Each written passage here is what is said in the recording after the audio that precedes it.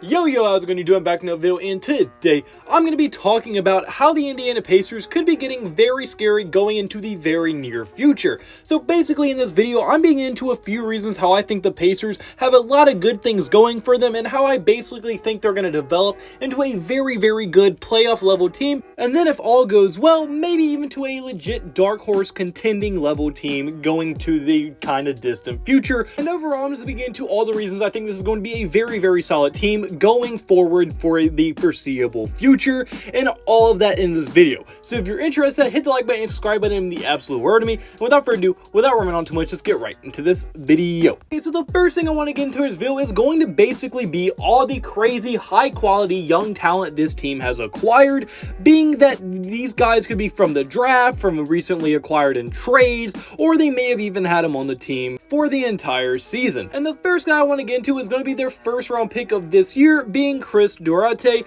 Chris, I know I butchered his last name, but he has been a very good player and will most likely make first team all rookie, and in the beginning of this season was even in a lot of people's top 5, top 3 rookie ladder rankings. Now, although he has fallen a little bit down those ladders, he is still in the top 10 and will most definitely make an all rookie team, and he very much will have a very strong case to make first team all rookie as well. And he is just a very solid player, very good 3-and-D player. He's averaging 13 points per game, 4 rebounds per game, 2 assists per game, and he just has tons of potential as a scorer. His scoring and shooting is just going to keep getting better and better as time goes on, and his defense as well is going to just stay as solid as it is. And honestly, he could be a great role player or high-end role player for any team going forward, and if he develops at the maximum potential he has, he might even be able to become an all-star level scorer due to how versatile his game can be and how much potential he has going forward. And for all the potential he has shown in just his rookie season,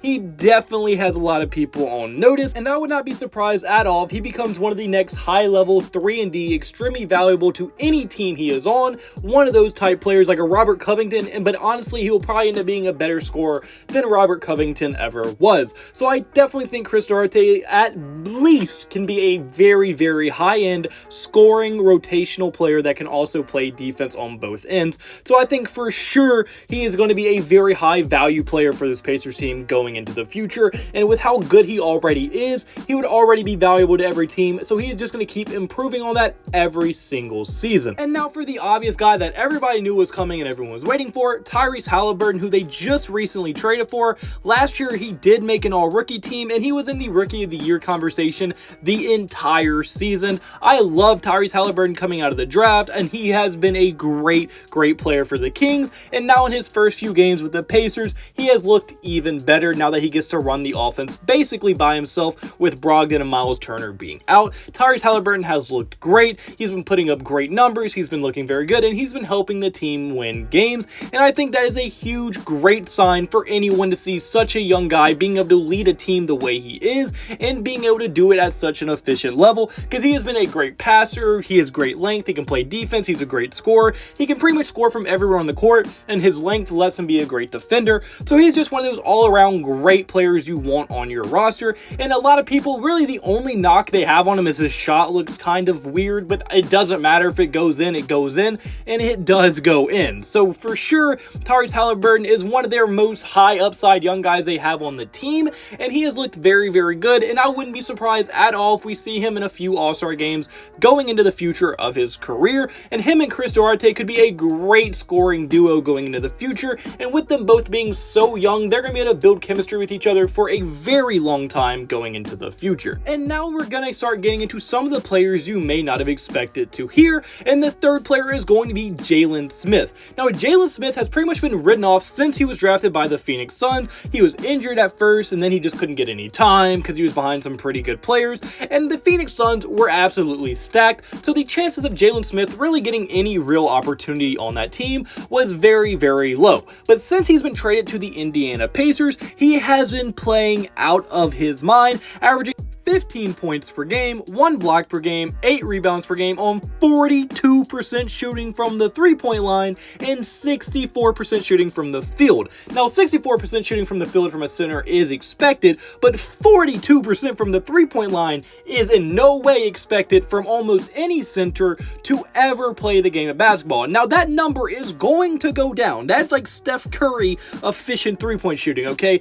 That number is going to go down, but the fact that he even has the potential over any span of games to play like that shows why he was drafted so high. And if you probably don't know because the video didn't do that great, but I did make a video on the winners of the Summer League, and Jaylen Smith was one of those players because of how good he looked playing for the Phoenix Suns Summer League team. And he might, now that he really is getting a real opportunity with the Pacers, he might be finally coming around and getting his first real NBA opportunity, and he is making the most of it. He's already inserted himself into the starting lineup, and he has looked very, very solid for them. And Jaylen Smith, if he can live up to his lottery pick potential that he had going into the draft, that is an absolute steal of a player that the Pacers got. And Jaylen Smith has a ton of potential with a rim protecting thing, and I just think the whole, like, the new way the NBA is going with, like, relying a lot on versatile big men and being able to do everything the big man can do,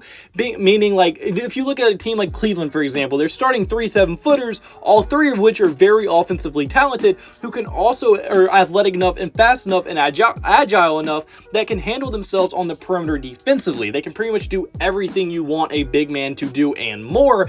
And that is kind of what Jaylen Smith has the potential to turn into, and if that is what he turns into, he could be an extremely valuable piece to this Indiana Pacers team going forward. And not a lot of people are talking about how good he's been since he's won the Pacers, but if he keeps on this track, I guarantee you some media members and some people around the league are gonna start picking up on how good he's been if he can keep this level of play going. And now really the final young guy I want to get into is going to be their 22nd overall pick in this year's draft, in Isiah Jackson. Now, Isiah Jackson I liked going into the draft. He has tons of potential. He's a freak athlete. He can shoot a little bit, and I mean, he has been a very solid player. And I think for sure going into the draft, if you look at him and you say 22nd overall pick, he did fall a little bit, and I think for sure that is an absolute steal of a pick at the 22nd overall pick. And although he hasn't got the most opportunities yet this season, and the few opportunities he did get, he is playing very solid, as although he's only played 20 games this season,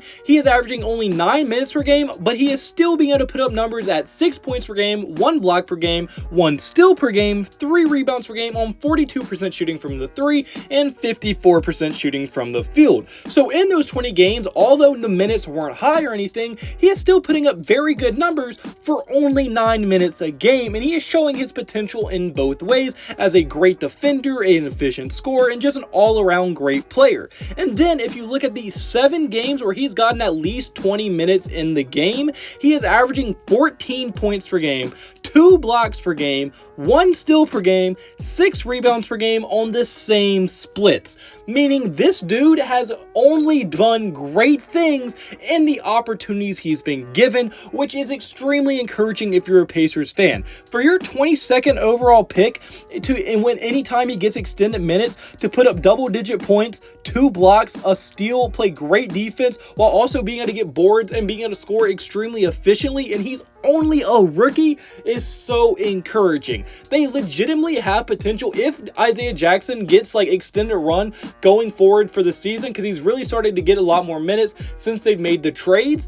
If he starts getting extended minutes, there's a legitimate future where Chris Durate and Isiah Jackson both make an all-rookie team. Jaylen Smith develops very good. Tyrese Haliburton keeps developing on the track he's already on. And now you have 4 legitimate great players developing on your team. To make it better, they're all basically on the same timeline, which means they're going to be able to build chemistry and be together and want to play together for an extremely long time going into the future. And the potential of just those 4 players are just through the ceiling, and it is extremely encouraging and extremely exciting if I was a Pacers fan, and I'd be so excited for this team's future if I was a fan of this team. But now, even going away from looking into the future of this team, if you just look at the roster they have right now, it is still a very solid team, because when this team is fully healthy, they can have a starting lineup that will look a little something like this: Malcolm Brogdon, Tyrese Haliburton, Chris Durate, O'Shea Richardson, or Jaylen Smith. That's why I said it could look something like this. You could exchange one of them, and then Miles Turner at the center position, with a bench of Buddy Hield, TJ McConnell, TJ Warren, Isiah Jackson, Ricky Rubio, Lance Stevenson, or Jalen, and all those great players on your bench and their starting lineup. So legitimately, when this team is fully healthy, they are going to be a problem even before the young guys develop, because Chris Durate is already a very solid NBA player. Tyrese Haliburton is already an extremely above average NBA player. Same with Malcolm Brogdon.